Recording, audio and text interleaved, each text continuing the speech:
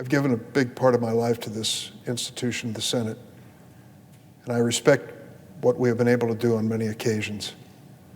Through honest give and take and compromise, we have been able to bring legislation to this floor, to debate it, to consider amendments, to pass the legislation, and ultimately not only make a law, but change the lives of Americans. We were at that moment where we need it again. And 10 of us, 5 Democrats, 5 Republicans, as well as House members, decided 3 weeks ago that enough was enough. We needed to show some leadership and try to work out a compromise between us for another COVID relief package. You see, it's been 9 months since we passed what was known as the CARES Act on the floor of the Senate, 96-0. Overwhelmingly unanimous, bipartisan decision to spend about $3 trillion, not only to fight the pandemic, but to restore our economy. Thank goodness we did. It really gave us an opportunity to do something for America when it desperately needed it. We thought that the threat of the pandemic would soon ebb away, but it did not. It wasn't gone in 6 months. It isn't gone today. In fact, in some places in America, it's worse now than ever. My state of Illinois, despite the heroic efforts of my governor and many others, is suffering with infections, hospitalizations, and sadly, many, many, too many deaths. That is the reality of where we are today. And so this group of 10, 5 Democrats, 5 Republicans, have been meeting for 3 weeks, even on Thanksgiving Day, when we did a Zoom call, had some conversation about a phase of this that might be important for us to consider. I tell you that because we did produce a work product, and one that I think is worthy of consideration immediately on the floor of the Senate. It was an effort to reach a spending target of $908 billion to provide immediate assistance across the board in the United States, to extend unemployment benefits where they are desperately needed, to give help to businesses, some $300 billion in new lending authority, to provide additional funds for SNAP, the food stamp program, which many desperate families turn to feed their children, help to our farmers, help to the renters who are facing eviction under their leases if we did nothing, help to hospitals and nursing homes and clinics. We all know they're on the front line of this battle. Money for testing of those who suspect that they're infected with COVID-19, and more resources for the logistics of vaccinations.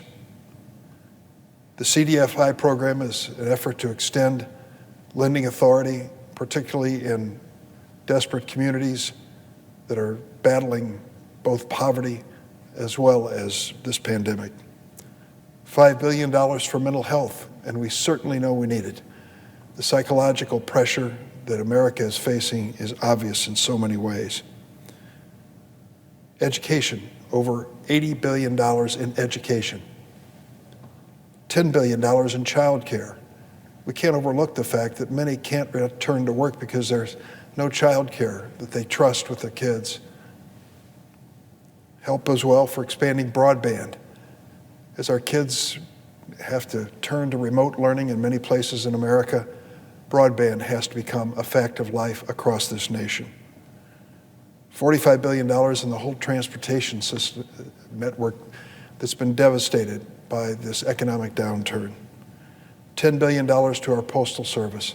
They're working harder than ever, and we want to make sure the men and women of the Postal Service who do such a remarkable job know that we have their back.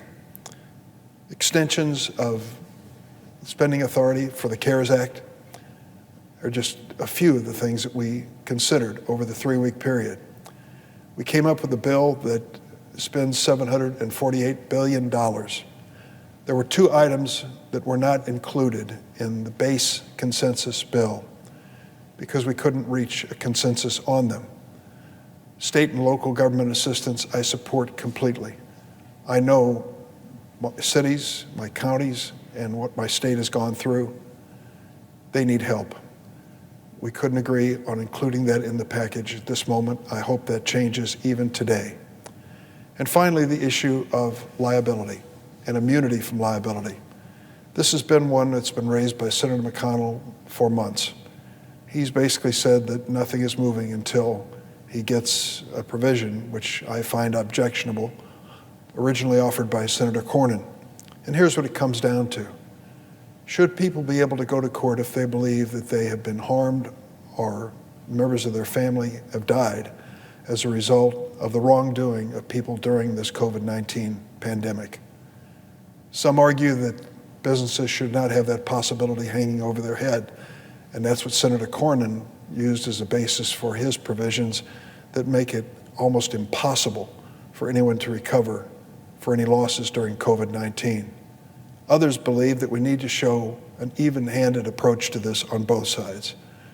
If we are going to be fair to businesses who are legitimately in good faith trying to protect their employees and customers, we should also leave the possibility open that those who are responsible for their actions need to be held accountable in court. I think that is a simple and basic provision, that there be equity on both sides, not just for plaintiffs, but also for defendants.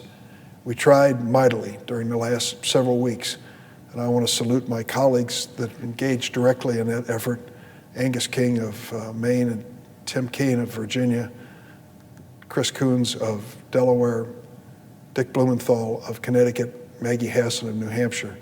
We offered a variety of options which we thought were reasonable and served the purpose of justice, but we couldn't reach an agreement.